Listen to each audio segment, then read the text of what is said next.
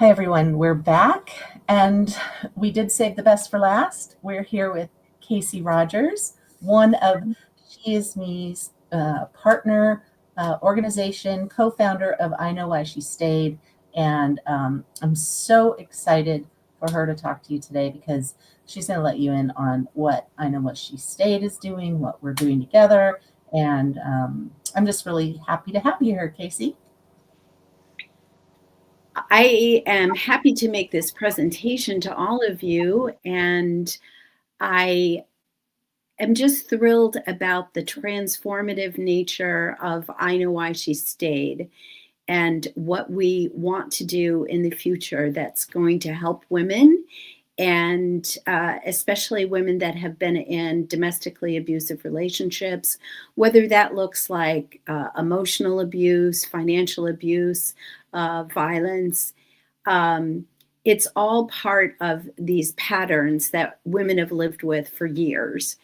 And so my team and I am part of an organization, myself and my co-founder, KJ Harowick, presented this idea after we wrote a book called I Know Why She Stayed. It's a memoir. And we decided we wanted to go one step further and create this transformative program that is based on the narrative passages within the book so that people could understand how abuse unfolds. So we are we're very, very committed to showing and basically destroying all the myths about why women stay in domestically abusive relationships. And for me, it kind of started out with a question that I had about something that happened in my childhood where my father just decided to make this life choice that impacted the entire family. And my mother had no means to make any kind of decisions because she didn't work and she didn't have any financial stake in the marriage. And I remember overhearing my mom tell my aunt something about he won't change for love nor money. And I kept on asking myself, what is love nor money? I thought it was some type of special currency. And I realized years later that what she was saying was she was using the expression love nor money. But that came back to me like years later in kind of understanding the dynamic that women live under in terms of finances. Because when I was a young girl, we weren't taught anything more than maybe how to write a check because the money situation was supposed to be left in the hands of, the spouse, the man of the family. So when I went through my situation, I started to examine all of the different ways that women are held back. I remember specifically, I had a job in the commercial film industry in New York City, and I was making a lot of money. And my husband was a freelancer, and he might work on big jobs a couple times a year, but he didn't have a steady paycheck. And I basically was the bread and butter. And I remember going into a bank to open up a checking account. And the woman that was opening up for me insisted that his name had to go first on the checks. And it really, really upset me because, again, it set up this dynamic that women were second. So after I wrote the book, I Know Why She Stayed, the memoir, I started examining all the different ways that women are put in situations that they aren't really allowed to thrive. And one experience I could really relate to was the gender wage gap, because as a woman in the film industry, I made so much less money than my male colleagues, even if sometimes my assignments were 2 or 3 times bigger. And I just didn't understand why. And one day I remember asking my boss about it, and he was like, well, at the time I didn't have any children. And it was like, his explanation was just reprehensible. There was no real explanation. It was just kind of, well, that's the way that it is. So that is one systemic way that women are kept down financially. Another way is we in this country are unfortunately a lot of single mothers. And the single mothers are usually left with unpaid child support to the tune of $10 billion a year is unpaid in child support. And it makes it very, very difficult for women to run these households without the support of the person that should be helping to support their children. Another way that I discovered, I had no idea what this thing was, but it's called the pink tax. And when you start looking at it, the pink tax is something where women are expected to pay for items like razor blades and different hygiene items. And all of our items cost a lot more than the male counterpart of that. And annually, it's aggregated that we lose like almost $2,400 a year. And that's a huge amount that if you're a single mother, or even if you're not a single mother, that money could be put to better use. It could offset childcare costs and other things that, we incur. Then also, besides the pink tax, there's second shift work that we don't get paid for. So I'm sure some of you can relate to this. You work a job and then you come home and then you have to cook dinner and you have to, put the kids to bed. You have to take care of the house. And for the most part, men don't participate equally in that. So it leaves us exhausted. And it's really like an unequal division of labor. It also really perpetuates stereotypes for women that, we see advertising out there, and sometimes it changes just a little bit, but it's usually the woman doing the chores, like the guy watching the football game or something along those lines. So we are expected to perform these tasks on top of our full-time job. And we don't have policies that support us, like childcare. When I was raising my twins, I was traveling 2.5 hours into work each way. And sometimes just for being late, the childcare company or organization that I was using would charge me $50, even if I was only 10 minutes late. And I had 2 kids in daycare, so that was $100 for 10 minutes of time. And that is just not sustainable. And it's one of the reasons why so many women after COVID have left the workforce. So basically what all of this boils down to is kind of a malignant normalcy of what women's expectations are supposed to be when they're in the workforce, or what society's expectations are. And you might be asking yourself, what does any of this have to do with domestic abuse? Well, the number one reason why women stay in domestically abusive relationships has to do with finances. It's not because they want to stay, it's because they can't afford to leave. And women that have been surveyed say over and over again, I would have left, but I didn't want to be homeless. I would have left, but what would I do in terms of, my health care, or, I have pets at home, I have children. How would I take care of them? So many of the reasons why women stay in relationships that they would love to be able to get out of have to do with the financial situation that they find themselves in. Um, but there are other reasons besides the finances that keep women trapped. I was not even aware of the term coercive control when I first started writing my memoir. I didn't know anything about abuse. I thought that that was other women's problems, and I would never be a victim of abuse until I was. And it's something that can happen to just about anybody. It's not something that just happens to poor people or people that are impoverished. It can happen to very, very wealthy people. So there are all of these myths that are associated with domestic violence or domestic abuse.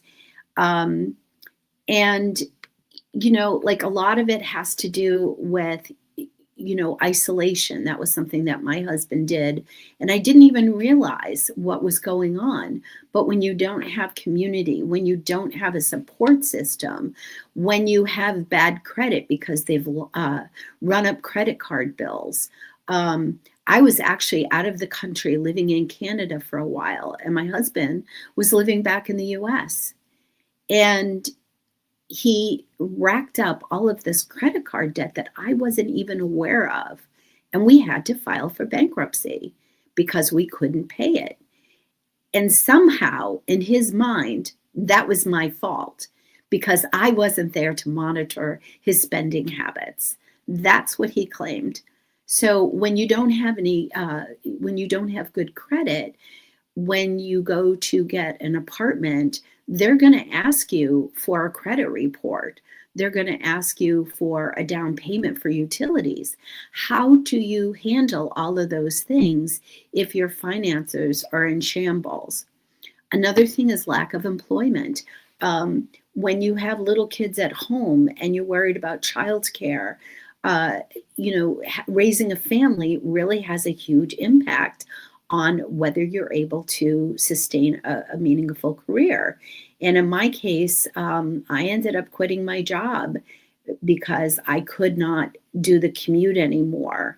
And I was never really able to get back into the career that I had because by the time I was ready to go back to work, the technology had changed so dramatically that I just couldn't. I just couldn't get back in.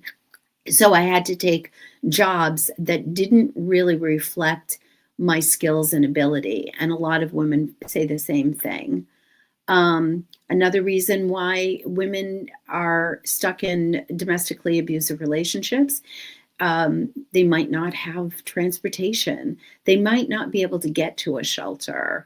And they, just not having a car or transportation for a job, even if there is, some busing and things, that adds hours and hours and hours to a person's schedule waiting around for, particular public transportation. But there's also things like, the fear of retaliation. When you leave a domestically abusive relationship, there is a real fear that the person is going to come back and try to harm you. And that happens in so many different cases where I think the statistic is up to 2 years. A lot of people try to come back and hurt the person that they claim to have loved. And instead, what they're doing is they're harming them physically, or they're stalking them, or things of that nature. What kept me from talking about this for a long time was the pain and humiliation of being in a marriage for 25 years with somebody that I thought loved and cared for me, only to be told eventually that he said when he was dying and we had no life insurance, he didn't want me to profit from his death. And that was so humiliating to think that he thought so little of myself, but more our children, that I just couldn't talk about it for decades. Um, and one thing, I remember having a conversation with Lisa, and she was telling me about the whole idea of betrayal. And this really rang true for me. When you're betrayed by somebody that's a stranger, you don't trust strangers anymore. But when you are betrayed by somebody that you love and you care for, you stop trusting yourself. And that was another big thing.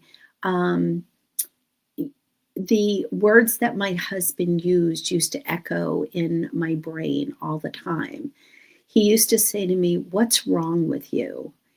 And it destroyed my self-esteem. I had been a very confident business person, tackling jobs that, like I had no idea what I was going to do or how I was going to do it, but I did it. And I never lacked confidence until I heard those words over and over again. What's wrong with you? So I just kind of fell into this malaise and kind of a depression over it, um, where I couldn't really recoup for the longest time after he had passed away. Um, the other thing that people don't understand about domestic violence and domestic abuse, because there is a difference. When somebody doesn't hit you, it's domestic abuse, and the pain and humiliation and emotional destruction of somebody doing that is very, very impactful. And one of the things that I've discovered is that so many people that I know that have been in domestically abusive relationships, emotional, sexual, what have you, they do have physical, abuse, because the pain and the anxiety, um, all of the mental things that women go through when they've been in these situations really has an impact on them physically.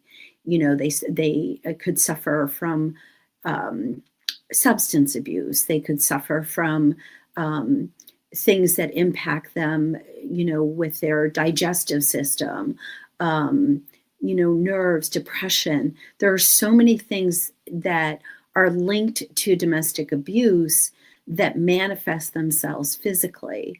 So whether somebody is hitting you or not, there is still an element of um, there's still an element of physical abuse.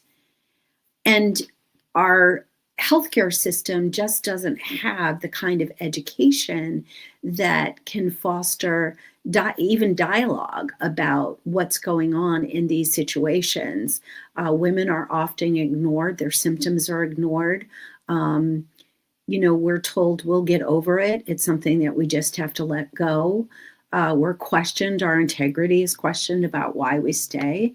So um, the program that we're working on, or we've been developing, has to do with recovery for victims of domestic abuse. Because really, even if domestic abuse isn't something that you feel has impacted your life, it really has. You are paying tax dollars out for victims of domestic abuse. The U.S. loses $55 billion a year due to domestic violence. Part of that has to do with lost wages, lost productivity. There's so many ways that domestic abuse ripples through society and our economy.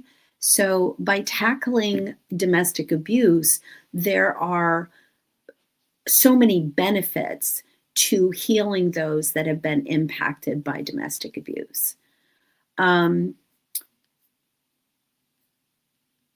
What the I Know Why She Stayed initiative has started to do is develop this program. It's almost completed, and it's called Beyond Survival, 4 Pillars to Rise and Rebuild.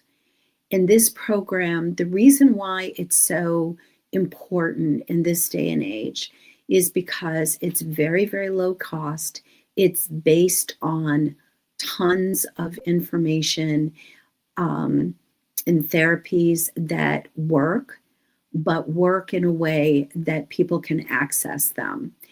In the area that I live in the state of Massachusetts, there is one domestic abuse shelter covered from the middle of the state to the western part of the state, serving thousands upon thousands of people. And so many people in rural communities just can't get there. They can't access the programs that they have available. So the program that we're developing, it's based on narrative storytelling. It's based on writing to heal and showing victims after they read the memoir how it basically validates their experience, but it shows them the behaviors in, like throughout the memoir, that my co-author and I both experienced under very different circumstances, and why it was something that lingered in our past for such a long time. And by taking these passages and connecting them to the behavior, it's very, very easy for somebody reading it to see, well, what does gaslighting look like? What does love bombing look like? What does manipulation look like? What does financial abuse look like? My husband cut me off from all our finances in our family when he changed jobs. And I had no access to the bank account. He was asking me for receipts for groceries. Again, this is the man that I supported for the first 12 years of our marriage. And this is what it boiled down to. That level of control was so devastating to me, so humiliating, that I had to ask for gas money. And when you look at something like that in a passage in a book, it shows the reader what these behaviors are like and how they impact the victim. So that's why we started out using the memoir as a tool to teach others and show others what domestic abuse is all about and how it links to financial abuse. But eventually we decided that we wanted to go further, and we wanted to be able to show people more than just what abuse was. We wanted to create a path for healing. And what we did was the way that we're hoping people can move forward through the program is to start out enabling them to heal, enabling people to understand what it takes to remove yourself from the way that the abuser told you who you are. They try to define you with these false identities. My husband used to call me lazy. My husband called me stupid, words that sank into my soul. And I started to define myself that way. I would call myself a dumbass. Oh, I'm such a dumbass for doing something. Or I just didn't have the confidence to even interact with people at some point because I wasn't sure whether he was right or not, that maybe I was all those things that he said I was. So what our program does is it gives people the space to start to heal in a very organic way, ways that are very cost effective. They don't cost anything really, but it's helping victims to reframe their narrative, to get out of the head, or get their abuser out of their head, basically, and stop thinking the way that their abuser thought about them, and telling themselves that they have value, that they have worth, and that they don't deserve to be portrayed the way that their abuser did. That's like the second pillar of the program. But the third pillar really uses, we have like a very dynamic approach because we're using narrative storytelling or narrative therapy, which is a very, very successful form of therapy that is very standard. But we're also using right to heal exercises. And we've also integrated that with a book called The Art of Loving by Eric Fromm. So when you're going through the program, it helps you redefine who you are, like reframing those voices in your head. So you're not telling yourself that you're worthless. You're telling yourself who you are honestly and truthfully, and that you are a wonderful person. And it also shows people how they can have a healthy, loving relationship. They do not have to be defined by their past experience. And this is all crafted in a way that it can be put into libraries, it can be put into different domestic violence shelters. It can go into we also have, secret devices or devices that people can take with them, and they can use them at their leisure so that they don't have to have the barriers that some victims face for transportation. And it's very discreet, so they don't have to worry about erasing a browser history. It's something that they can also use to hold documents and things that they need when they are trying to leave. Even if it's just something like photographs, you don't want to lose your child's photographs when you leave.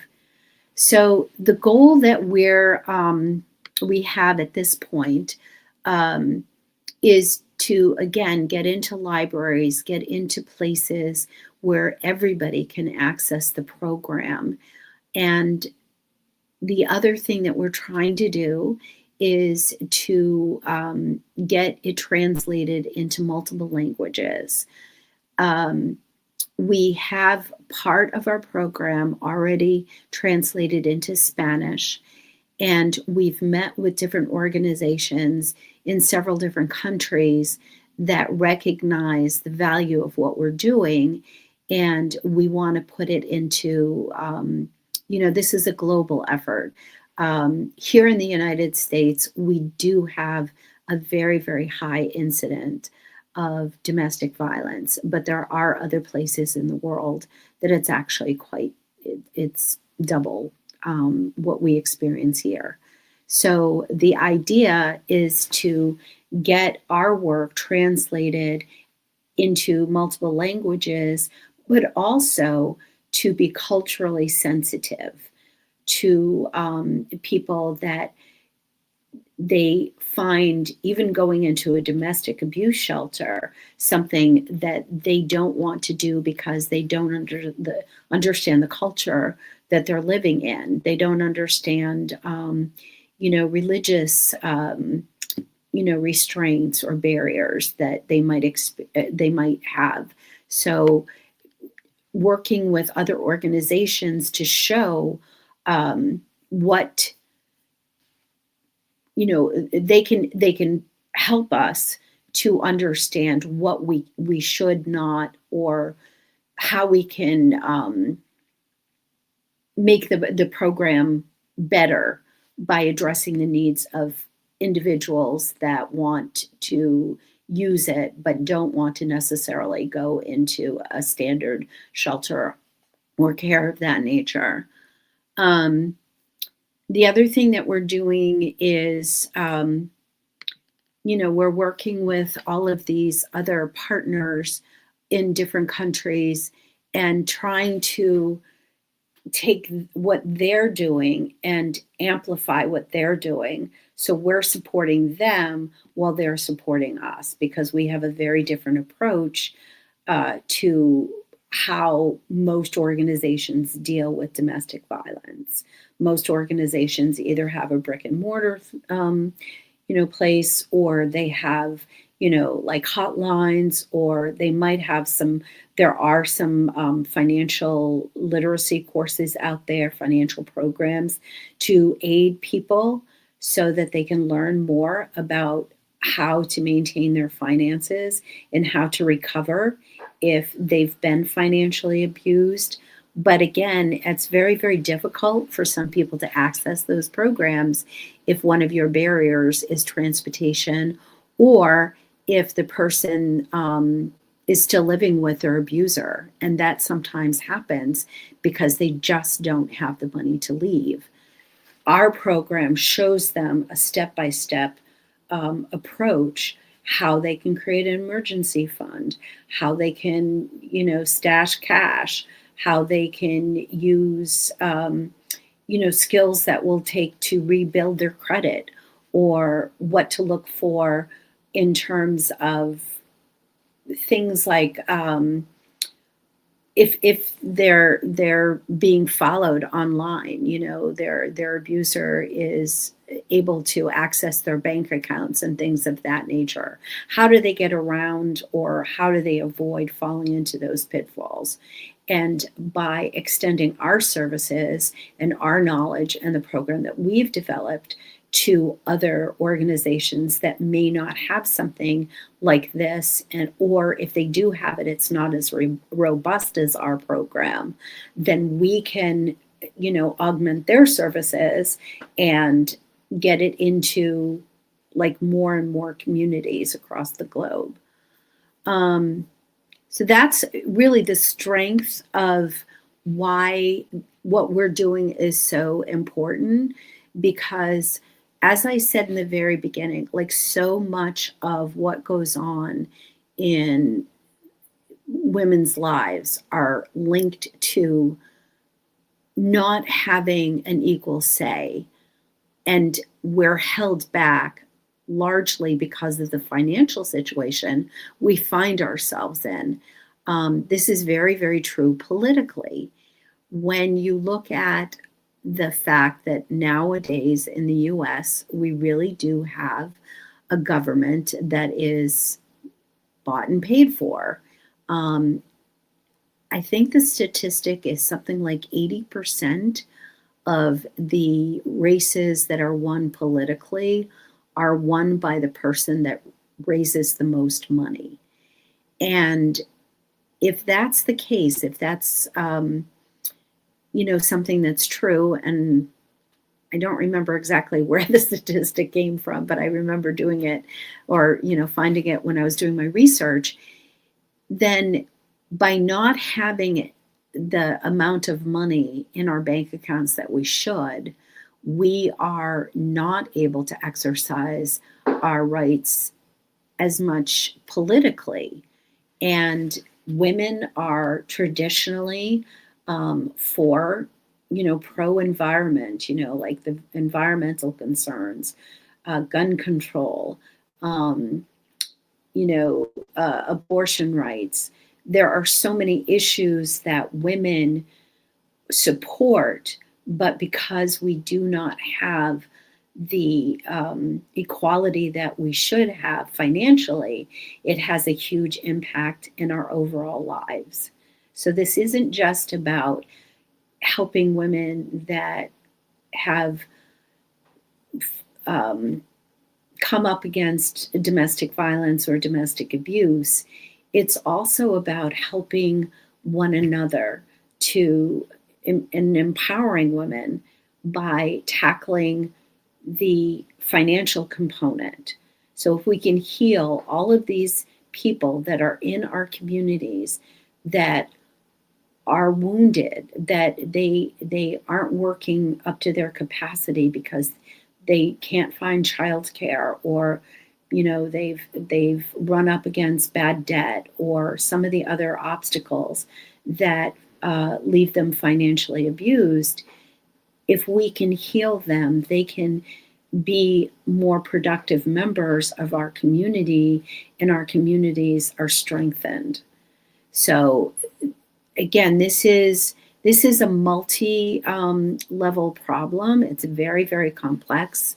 It's not something that is easily overcome, but we feel as an organization we've hit on something and we're addressing a problem in a very unique way. We're not we're not approaching it in the way that most organizations are, but because we are able to get into places because of the type of program that we have, we can address women that are falling through the cracks. And that happens with a lot of women. They aren't able to access the services that are traditionally presented to them because they can't afford it. They have a lack of transportation. There are other barriers, childcare. There's so many different barriers. Our program is unique in that way where they can take the program with them on one of our discrete devices, or they can go into a library, which is a very safe place for them to work through the program. Another reason why our program is so different and transformative is that when I was going through trying to leave my husband, I went to the library over and over again, but finding the resources all in one place was very cumbersome. Like if you're trying to learn about, say, for an example, surveillance, what my husband was like an electronics genius. He could set up anything, audio wise or video wise.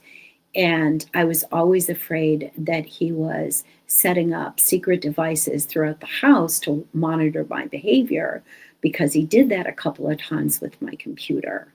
And that was his way of isolating me or monitoring my activities. But to find out how to prevent that, or to even know whether he was doing it, I went to the library to try to figure it out. And I just couldn't. And our program outlines all of those different aspects. So it's wildly thorough. So somebody doesn't have to sit there and search through 100 different websites to get the information. The information is in one packet, and they can look for the information they need. They don't necessarily have to go through the fourth pillar, which is basically dealing with the financial recovery and leaving and things of that nature. They don't have to go through every single part of it to get the information they need, but it's there if they do need it. So again, that's another reason why our program is so transformative, that it gives somebody an opportunity to get all of that information in one place. And besides the 4 pillars, one of the things that we're doing is we're giving people information about how they can get employment, if they haven't had a job in a while, what kind of questions might an employer ask, or how should they work, to set up their resume. These are all things and obstacles that people face once they're trying to leave, or if they've left, and they might have to search through, again, like different organizations or what have you, to tackle that part of the problem. But in our case, they have everything in one fell swoop. They can go in, they can look, and they can get the information that they need. So we are very, very hopeful that this program that we've developed, Beyond Survival, Rise and Rebuild, will be very meaningful. And it's not something that, again, it's very, very low cost, very impactful, dollar for dollar, because we don't have like a huge overhead. And beyond that, we're working with partners like She Is Me, so that when somebody has recovered and they're able to look to the future, they have the kind of like guidance and mentorship and opportunities to have more than just a job, but a career. and having something to look forward to is very, very important when part of your life has been ripped away and you're just trying to, you know, find a path forward that means something to you, and a place that, you know, your children can look. Um, and if you don't have children, or you have pets, or you have a family, or whatever, it's just so much more inspiring to have something that you can look forward to, and you know that you can accomplish something that you've been trying to accomplish for a while. Um, the things that I would ask, if you are out there and you're listening to this, check out our website, iknowwhyshe stayed.org. We also have a need for volunteers for a case study that we're doing. The case study is really, really important because we want to be able to get grants and things, so the products that we have, we can give them to women for free. Because even though it's low cost, we don't want anybody to have the barrier of having to decide, do I buy this, or do I put gas in the car or food on the table? So our goal is to be able to give the product to women for free. They can access it at, like, you know, like a doctor's office or a therapist's office or something like that. Even again, going, you know, like into a bookstore or something like that. So we are looking for people that would be willing to do our case study, and there's information on our website. We're also looking for volunteers. We call them our street teams, and hoping that people would be willing to distribute our literature in different parts of the country. We have a very impactful postcard that gives people information, and we leave them in bathrooms and in public spaces so that it starts a dialogue. So people are asking the question, well, why does she stay? So that we can break down these myths. The other thing that you can do, if you are able to, we have a Patreon account, and we believe in trying to use the power and the strength of the masses, because we know that everybody's struggling financially right now. So we have a Patreon account that starts with just $1 a month, so that people that can't afford a lot can still help support us in this program, but also it's not like a huge burden. It's, you know, it's $1 a month. So those are some of the ways that you can help. And if none of those things work, if you are touched by any of this, simply share our hashtag, I know why she stayed, and show us that you understand why she's still there, if she is, and why she's struggling to get out. And I so appreciate the time and attention that you've given me. And I want to thank all of you for listening to the very meaningful reasons to me why I'm doing this work. It just means so much to me to know that there are people out there that I am helping to untangle the pain and the suffering that they've experienced because they couldn't find a way forward. So thank you once again, and I hope that you'll join our cause.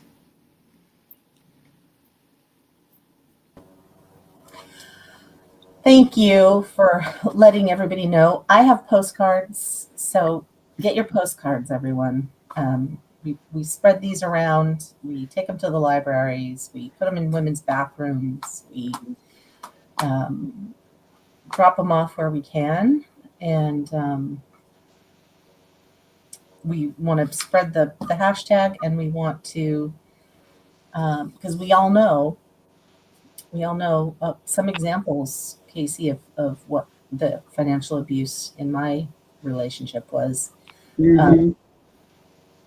he would, we owned a storefront, we owned a shop, we did computer repair, and all the cash payments that people would make, he would put them aside. He wouldn't bring them into the register, and then he would put them into a personal account that I didn't know about. Right. And then when we separated, we had expensive toys like a boat and things like that. And he, it was a $30,000 boat, and he sold it for $1,000 so that I couldn't have any of the money, um, yeah, things like that. So when we filed for divorce, when he finally signed everything, he was advised by his accountant to only claim that he made $30,000 a year when he made close to $500,000, so that he wouldn't have to give me any money, nor give his kids any money, right? Or take care of his kids at all. Yeah. And it just came down to, yeah. So it's so ridiculous, but I know we are working together to change things, and we are helping people. It's slow, and we need everybody's help. The other thing I wanted to say is to the enablers. I think this is really important. To the people who know it's going on and don't say anything and don't do anything, you are just as guilty as the perpetrator. So please, if you know something's going on, say something. It's time for this to change. It's time for us to stand up and say no more, and stop protecting the people whose behavior is completely unacceptable. No one deserves it. No one deserves it. So, and we're seeing that right now in our government, right? We're seeing the enablement happen. Yes. Yeah. Protecting the perpetrators. And so we have to say no more. We have to say no more. We're going to believe you. We're going to do something about it. And we're going to stop this. But it takes all of us doing it. So it sure does. It sure does. Kasey, thank you so much. You are welcome. And everyone who joined us this week, thank you. And this is the end, my friends. And what a year! What a year it's been since last year. And next year is going to be even bigger, even better for She Is Me. And we cannot wait to see all of you again. And many of our, and I also want to plug She Is Me at Sea, because Kasey will be there as well. And we're going to be doing interviews on board, right? We're going to be doing stories, interviews, recordings, filming, all kinds of stuff like that. So if you'd like to come with us and have us hear your story and record it, yes, please come. We're also going to have an amazing photographer there doing some beautiful headshots and other glam shots at our gala, and it's going to be fun. We're going to have a great time. So join us. And Kasey, thank you again. You're welcome. All right. Good night, everybody. We'll see you next time. Good night.